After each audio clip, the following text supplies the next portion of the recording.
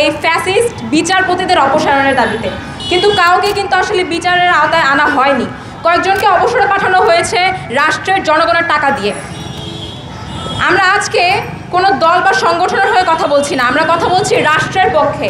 তাই আশেপাশেও যারা আছেন, যারা আমাদেরকে শুনতে পাচ্ছেন, এটা এখন সময়ের দাবি যে আসলে সুপ্রিম কোর্ট এই বাংলাদেশের খুনিদেরকে কতটুকু বিচারের আওতায় আনতে পেরেছি, এই বাংলাদেশ সুপ্রিম কোর্টে খুনিদের যারা দোষররা বহাল আছে তাদেরকে কতটুকু বিচারের আওতায় আনতে পেরেছে।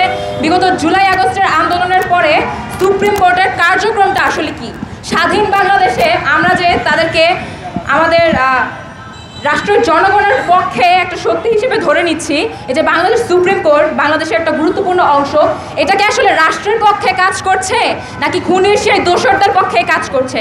খুনির দোষর যারা এই সুপ্রিম কোর্টে বহাল ছিল, এখনও কি তারা বহাল আছে?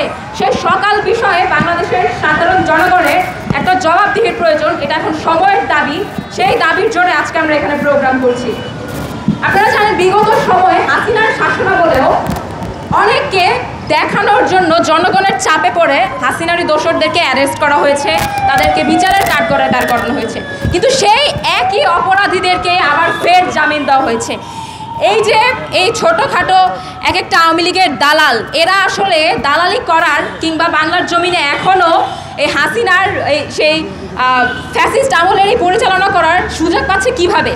এই যে তাদের পিছনে যে বড় বড় এজেন্ডা বাস্তবায়ন করছে এইসব ফ্যাসিস্টের বিচারপতিরা, এসব পুলিশ বাহিনী, র্যাব বাহিনী যারা ফ্যাসিস্টেরই দালাল, তাদের কারণে এক একজনকে তারা অ্যারেস্ট করছে, শো দেখাচ্ছে এবং পরবর্তীতে তাদেরকেই আবার জামিনে ছেড়ে দেওয়া হচ্ছে, যার কারণে আমাদের এখনও এসব গুম খুন এগুলো নিউজ শুনতে হচ্ছে। এক এক জায়গায় ধর্ষণ হচ্ছে, এক এক জায়গায় মানুষ নির্বিচারে হত্যা করা হচ্ছে। বাংলাদেশে অ্যাটলিস্ট হাসিনার সেই স্বৈরাচারী আমলকে ফলো করা কোনো বিচারপতি এখানে থাকতে পারবে না, বহাল থাকতে পারবে না, এটা আমাদের দাবি। আমরা আজকে এখানে তাই এসেছি, বাংলাদেশের সুপ্রিম কোর্ট একটা গুরুত্বপূর্ণ অংশ।